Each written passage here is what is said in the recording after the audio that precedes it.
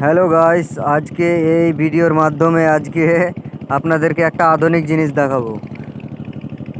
হয়তো সবাই ভাবছে যে এই ধান কেন দেখাচ্ছে, জল কেন দেখাচ্ছে, কিন্তু একটা আধুনিক জিনিস দেখাবো। এটা হচ্ছে মেন মন্তব্য আর কি।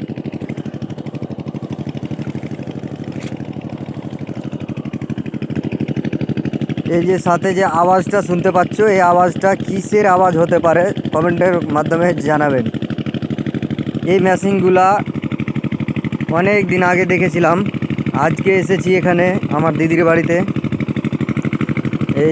এই মেশিনগুলা দিয়ে জল নিতাম ধান, মানে ধানের জমিতে।